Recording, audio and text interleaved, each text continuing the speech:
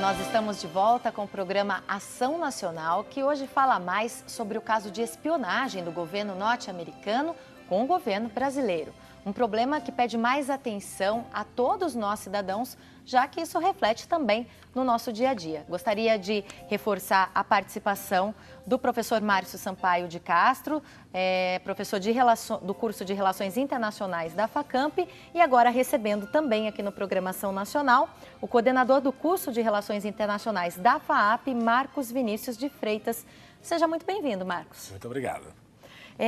Olha só, a gente falou um pouquinho no primeiro bloco sobre as últimas denúncias de espionagem, o caso que veio à tona, todo mundo ficou assustado com essa informação aqui no país, mas a falta de uma lei específica no Brasil, inclusive a presidente Dilma Rousseff até chegou a pedir urgência na votação do Marco Civil, que é aquele projeto de lei que rege algumas normas para o uso da internet. A falta de uma legislação específica hoje no Brasil, ela deixa o Brasil, o país, mais vulnerável a esse tipo de ação de espionagem, por exemplo, como a gente está tendo agora?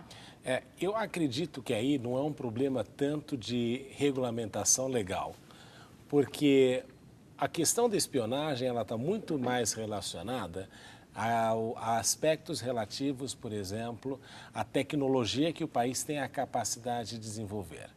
Então, tudo isso aconteceu porque o Brasil ainda não tem uma tecnologia capaz de ser utilizada ou como uma forma alternativa à internet, que todos nós sabemos surgiu nos Estados Unidos e que passa tudo por lá. Quando a gente fala de armazenar na nuvem, essa nuvem necessariamente são os servidores que estão hospedados nos Estados Unidos. Quando a gente trata do marco regulatório da internet no Brasil, a gente só tem que tomar um cuidado para não querer engessar a internet, que é um instrumento fundamental de trabalho para todos nós, de conhecimento, e que a legislação, às vezes, se ela for um tanto restritiva, e este é o medo, às vezes, quando alguém fala, precisamos fazer uma lei a respeito, que isso possa transformar essa internet, que hoje ainda serve como um território livre, em algo que se torne muito engessado e que impeça, de fato, o crescimento do Brasil e o desenvolvimento de novas tecnologias. Mas o Marco Civil, por exemplo, ele englobaria uma possível proteção do Brasil contra a espionagem ou não tem nada a ver uma coisa com outra? Não, porque o que você precisa numa questão de espionagem internacional é um tratado internacional, uma convenção internacional que reúna alguns países e eles estabeleçam algumas regras. Mas eu acho muito difícil disso acontecer porque você estará regulamentando a espionagem, que é uma coisa que existe historicamente e que os estados fazem. Foi isso que a gente estava dizendo, né? Seria muita inocência, de repente, a gente achar que isso nunca tinha acontecido e que os países não fazem até hoje, não só os Estados Unidos. Seria inocência, porque nós sabemos que você reunir inteligência é um instrumento fundamental para você reunir o conhecimento necessário com relação a que o outro país está fazendo, as coisas que ele tem praticado. Então, espionagem é uma coisa que existe. Agora, o que você tem que determinar e o que é necessário são estabelecer algumas regras internacionais com relação à criptografia ou mesmo o Brasil desenvolver novas tecnologias nesse sentido em que ele não se torne tão vulnerável quando a sua informação vai ser difundida, particularmente dos órgãos governamentais. A gente recebe uma participação aqui por e-mail do Danilo Moreira. Obrigada, Danilo, pela sua participação. Você aí de casa que também tem dúvidas sobre esse assunto, agora é hora de perguntar tudo, tá bom? A gente vai estar respondendo na medida do possível aqui para vocês. Mande e-mail, ligue para a gente, como você preferir. Pode deixar recadinho também nas redes sociais, na página do Ação Nacional no Facebook, tá bom? Você vai lá, facebook.com, você vai ver a página do Ação Nacional, pode deixar seu recadinho lá também que a gente lê. E o Danilo, ele pergunta o seguinte: será que essas espionagens podem ser benéficas de alguma forma para nós brasileiros? Será, professor? Eu não consigo ver exatamente como poderia ser, né? A não ser sob aquele ponto de vista que colocávamos anteriormente, e o professor Marcos chama a atenção para isso também, de o país se instrumentalizar mais e melhor para se defender dessa situação. É o único benefício que a gente pode imaginar e enxergar numa situação como essa. De repente, da gente estar mais preparado daqui para frente, Marcos?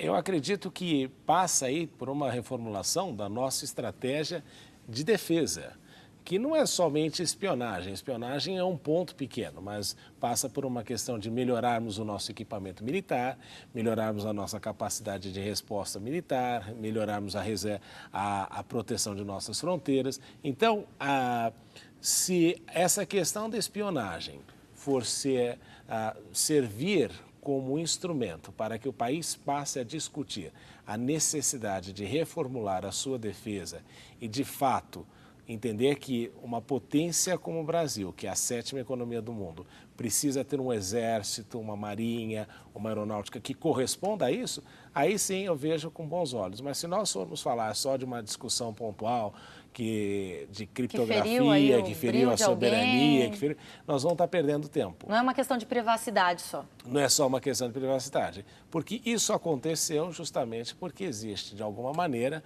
um sucateamento das nossas forças militares e também da nossa inteligência.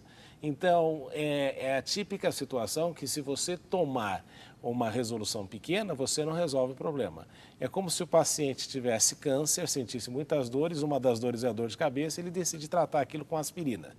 Então, essa é a preocupação. Se servir como um elemento de ignição de uma discussão sobre a necessidade de nós ampliarmos e melhorarmos a nossa defesa como país, aí sim. Mas se for somente a questão da espionagem, novas tecnologias podem ser desenvolvidas, as universidades podem participar nisso, mas eu acho que é uma coisa muito pontual em relação àquilo que precisa ser feito no país. Bom, isso responde à pergunta do Danilo, então, né? Se o Brasil trabalhar com essas informações para o bem, para evoluir tecnologicamente e também militarmente, pode ser sim uma coisa boa, né? Pode sim.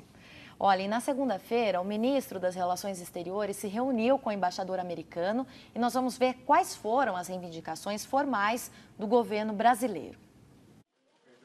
Depois de uma reunião com o embaixador americano Thomas Shannon, nesta segunda-feira, o ministro das Relações Exteriores, Luiz Alberto Figueiredo, disse que o governo brasileiro exige explicações dos Estados Unidos sobre as denúncias de espionagem que envolvem a presidente Dilma Rousseff. Nós queremos uma resposta formal, por escrito, para que seja avaliada e aí, a partir daí, vamos ver como governo, qual vai ser o tipo de reação que adotaremos.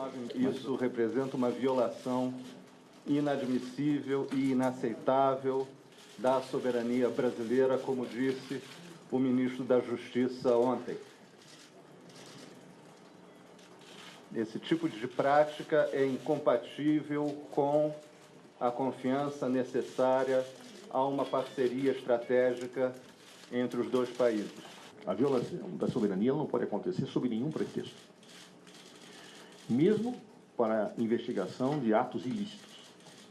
Agora, quando a violação da soberania com interceptação de dados se dá não para investigar ilícitos, mas para uma dimensão política, uma dimensão empresarial, do ponto de vista valorativo, a situação fica, sem sombra de dúvida, piorada. Nós falávamos há pouco que a discussão não pode ficar em torno disso. Parece, pelo menos por enquanto, que o governo brasileiro está bastante preocupado, sim, pelo menos com o simples fato da espionagem em si. Até citou que seria uma espionagem político-empresarial. Será que a tensão, né, entre os dois países, Estados Unidos, Brasil, já ficou maior? Isso é uma ameaça? Isso pode ser um momento mais tenso daqui para frente? Professor Márcio e Marcos. Bom, eu analiso essa postura do governo brasileiro, em primeiro lugar, como uma resposta que o governo procura dar diante da repercussão. Afinal de contas, precisamos lembrar que as denúncias foram veiculadas num programa de televisão, então há uma repercussão. Então, há uma postura, sim, a meu juízo, que é bastante retórica do governo brasileiro. E quando eu digo que é uma postura retórica, eu não quero dizer que não deva ser adotado esse caminho, não é? Sim, eu acho que o grande ponto que nós temos aí como ponto de interrogação se refere à visita da presidente Dilma aos Estados Unidos no final do mês de outubro, se ela efetivamente ocorrerá ou não.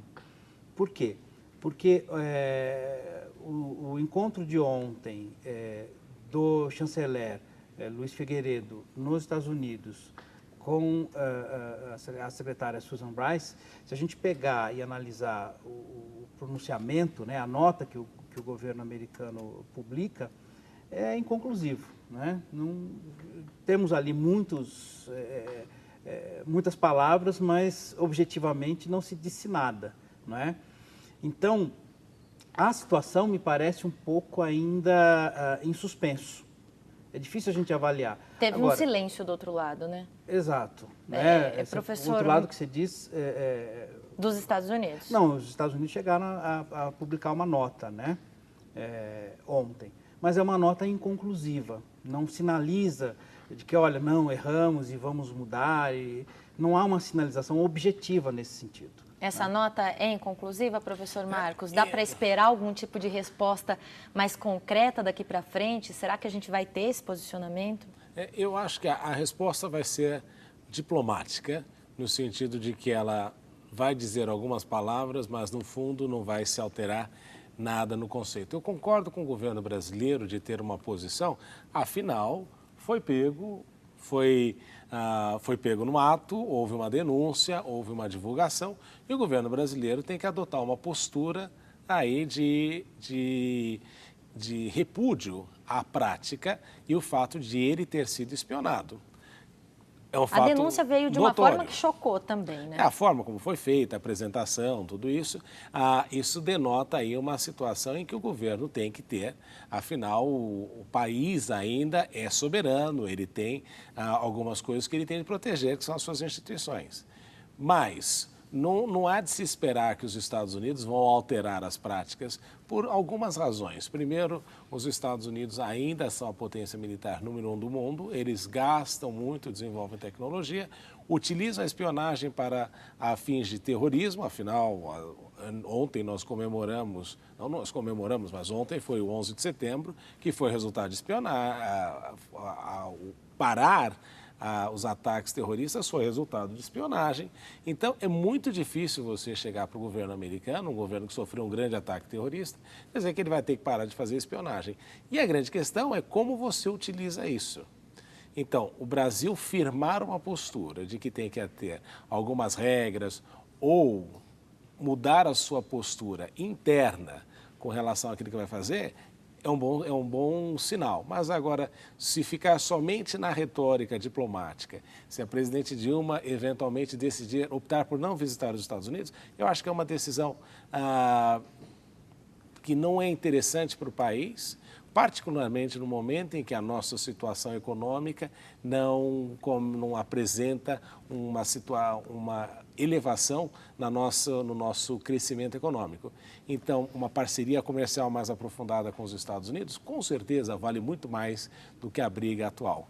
Embora seja necessário fazer o ponto, olha, de fato, nós não estamos de acordo com isso. São coisas a se pensar. Você de casa participe com a gente, mande sua dúvida, seu comentário. Será que aí nós todos estamos preparados como população, né, como cidadão e também como governo brasileiro para uma era de espionagem digital? O que isso afeta, o que isso muda a vida do cidadão brasileiro? Daqui a pouquinho, depois do intervalo, a gente volta a falar, tá?